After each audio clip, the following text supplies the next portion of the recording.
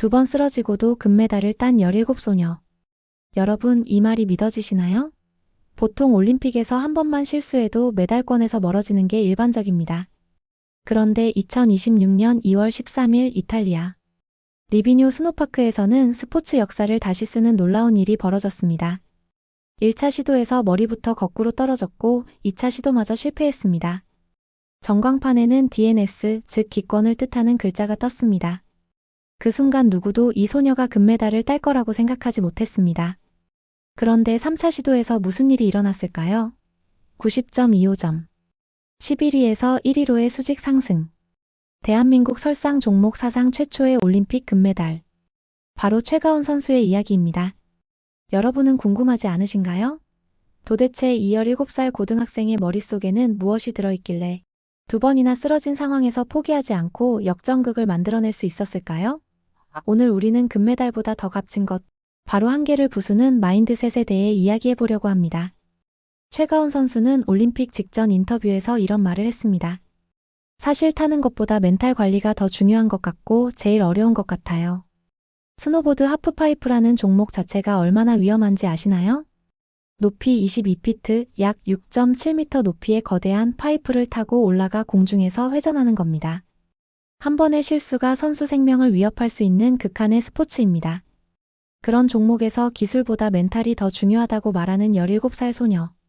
이게 바로 챔피언과 일반 선수의 차이입니다. 심리학자 캐럴 드웻 교수는 사람들의 마인드셋을 2가지로 분류합니다. 첫 번째는 고정 마인드셋입니다.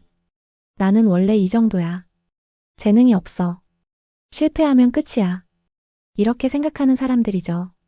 두 번째는 성장 마인드셋입니다. 노력하면 나아질 수 있어. 실패는 배움의 기회야. 한계는 깰 수 있어. 여러분은 어느 쪽에 가까우신가요?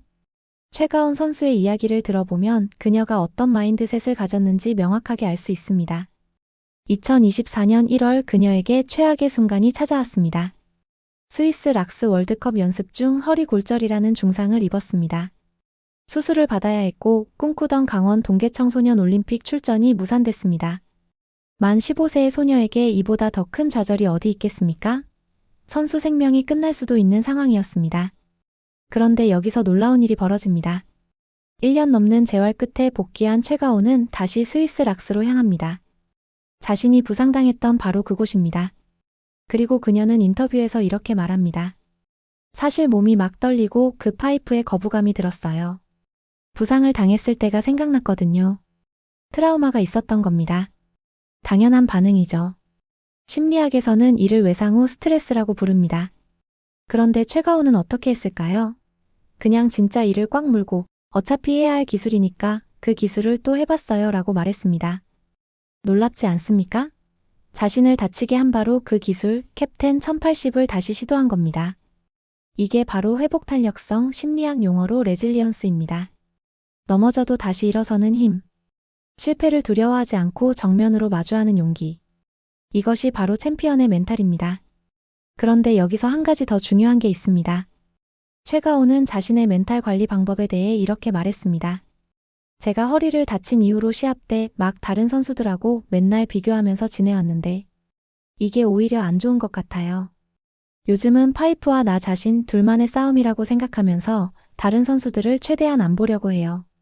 이 말이 얼마나 중요한지 아시나요? 심리학에서 말하는 사회적 비교 이론입니다. 우리는 끊임없이 다른 사람과 자신을 비교합니다. SNS 시대에 더욱 심해졌죠. 다른 사람의 성공을 보면서 자신을 초라하게 느끼고 불안해하고 심지어 포기하기도 합니다. 그런데 최가온은 17의 나이에 이미 이 함정을 깨달았습니다. 타인과의 경쟁이 아니라 자기 자신과의 싸움으로 프레임을 바꾼 겁니다. 올림픽 2관왕이자 그녀의 롤모델인 클로이 킴이 같은 결승에 있었습니다. 세계 최고의 선수 살아있는 전설 앞에서 위축될 법도 한데 최가온은 이렇게 말했습니다. 클로이 언니는 제가 어릴 때부터 존경해 오던 선수예요. 이긴 것도 기쁘지만 그래도 둘이 함께 경기에 나와서 더 기쁜 것 같아요. 존경은 하되 위축되지 않는 것. 배우되 자신만의 길을 가는 것. 이게 바로 건강한 멘탈입니다. 그런데 올림픽 결선 당일 최가온에게 최악의 상황이 펼쳐집니다. 1차 시도에서 캡 더블 1080을 시도하다가 머리부터 거꾸로 떨어졌습니다. 의료진이 달려와 상태를 확인했고 겨우 일어섰지만 무릎 부상으로 제대로 걷지도 못했습니다. 현장에 있던 기술 총괄 디렉터의 증언에 따르면 최가온은 눈물을 흘리며 포기하려 했다고 합니다. 전광판에는 DNS, 즉 기권을 뜻하는 글자가 떴습니다. 바로 이 순간이 중요합니다. 심리학에서 말하는 결정적 순간, 크리티컬 모멘트입니다. 인생의 방향이 바뀌는 갈림길이죠. 포기하면 안전하지만 평생 후회가 남습니다. 도전하면 위험하지만 가능성이 있습니다. 최가온은 아버지의 조언을 들었습니다. 올림픽이니까 포기하지 말고 조금 기다려보라. 그리고 그녀는 스스로에게 이렇게 말했습니다. 여기서 포기하면 평생 후회할 것 같아서 코치님께 기권하지 않겠다고 말했다. 심리학적으로 보면 이건 자기 결정 이론과 관련이 있습니다. 외부의 압력이 아니라 자신의 내적 동기로 결정을 내린 겁니다. 발가락부터 조금씩 움직여보니 감각이 돌아와 출전을 강행했다는 그녀의 말에서 알 수 있듯이 몸의 신호에 귀 기울이면서도 포기하지 않는 균형 감각을 보여줬습니다. 2차 시도도 실패했습니다. 12명 중 11위. 이제 정말 끝인 것 같았습니다. 그런데 3차 시도를 앞두고 최가온은 전략을 바꿉니다. 캡더블 1080이라는 고난도 기술 대신 900도와 720도로 구성을 바꾸고 완주에 집중했습니다. 이게 바로 적응적 사고입니다. 상황에 맞게 목표를 조정하고 완벽주의의 함정에서 벗어나 현실적인 최선을 선택한 겁니다. 그리고 3차 시도. 완벽한 연기. 90.25점. 결선 진출자 중 유일한 90점대. 순식간에 11위에서 1위로 역전. 클로이 킴을 제치고 금메달. 한국 설상 종목 사상 최초의 올림픽 금메달. 동계올림픽 스노보드 하프파이프 역대 최연소 금메달리스트. 금메달을 확인한 순간 최가온은 눈물을 터뜨렸습니다. 그리고 인터뷰에서 이렇게 말했죠. 이 선수들 중에 제가 가장 열심히 했다는 자부심이 있었다. 하지만 이 메달은 하늘이 내려주신 것 같다. 노력에 대한 자신감과 겸손함이 공존하는 이 말. 이게 바로 건강한 자존감입니다. 여러분, 최가온의 이야기에서 우리는 무엇을 배울 수 있을까요? 첫째, 실패는 끝이 아니라 과정이라는 것입니다. 허리 골절이라는 치명적인 부상에서도 포기하지 않고 재활에 매진했고 올림픽 결선에서 2번 실패했지만 3번째 기회를 잡았습니다. 심리학자 엘버트 앨리스는 이렇게 말했습니다. 실패의 반대는 성공이 아니라 시도하지 않는 것이다. 둘째, 비교의 함정에서 벗어나야 한다는 것입니다. 최가온은 클로이 킴이라는 거대한 벽 앞에서 위축되지 않았습니다. 다른 선수와의 비교가 아니라 파이프와 나만의 싸움으로 프레임을 바꿨습니다. 우리도 마찬가지입니다. SNS에서 다른 사람의 성공을 보며 자신을 비하하지 마세요. 어제의 나와 오늘의 나를 비교하세요. 셋째, 트라우마는 극복할 수 있다는 것입니다. 최가온은 자신을 다치게 한 바로 그 기술을 다시 시도했습니다. 회피하지 않고 정면으로 마주했죠. 심리학에서는 이를 노출 치료라고 합니다. 두려움을 피하면 더 커지지만 마주하면 작아집니다. 넷째, 완벽주의를 내려놓는 지혜입니다. 3차 시도에서 최가온은 가장 어려운 기술 대신 완주 가능한 구성을 선택했습니다. 이게 바로 적응적 완벽주의입니다. 목표를 향해 최선을 다하되 상황에 맞게 전략을 조정하는 유연성입니다. 다섯째, 자기 대화의 힘입니다. 여기서 포기하면 평생 후회할 것 같다는 최가온의 말. 이게 바로 내적 대화입니다. 우리는 하루에 약 6만 번의 생각을 한다고 합니다. 그중 80%가 부정적이라고 하죠. 하지만 최가온은 최악의 순간에 자신에게 긍정적인 메시지를 보냈습니다. 여러분도 스스로에게 어떤 말을 하고 계신가요? 최가온은 김연아 선수의 말을 떠올리며 마음을 비운다고 했습니다. 올림픽이 정말 큰 대회구나 하고 느끼면서도 동시에 거대한 축제에서 파이프와 홀로 맞서기 위해 마음을 비우는 역설적인 균형. 이게 바로 마인드풀니스, 즉 마음 챙김입니다. 중요한 순간의 과도한 긴장도 과도한 이완도 아닌 딱 맞는 각성 상태를 유지하는 것. 올림픽을 앞두고 최가온은 이렇게 말했습니다. 얼마 전까지만 해도 계속 올림픽을 생각하니까 꿈에서도 올림픽에 나가고 있을 정도로 올림픽에 푹 빠져 살았어요. 그래서 요즘은 조금 생각을 덜 하려고 하는 것 같아요. 왜냐하면 잠도 제대로 못 자고 떨리더라고요. 불안을 느끼는 것은 정상입니다. 중요한 건 그 불안을 어떻게 다루느냐죠. 최가온은 역설적으로 생각을 덜 하려고 노력했습니다. 과도한 집착에서 벗어나 건강한 거리를 유지한 겁니다. 여러분도 큰 시험이나 중요한 발표를 앞두고 잠을 못 이루신 적 있으시죠? 그럴 땐 최가온처럼 생각해 보세요. 너무 집착하면 오히려 성과가 떨어집니다. 적당한 긴장은 필요하지만 과도한 불안은 해롭습니다. 최가온의 MBTI는 INTP라고 합니다. 논리적이고 분석적이며 독립적인 성향이죠. 하지만 그녀가 보여준 건 단순한 성격 유형이 아니라 훈련된 마인드셋입니다. 타고난 재능도 중요하지만 그 재능을 어떻게 관리하고 발전시키느냐가 더 중요합니다.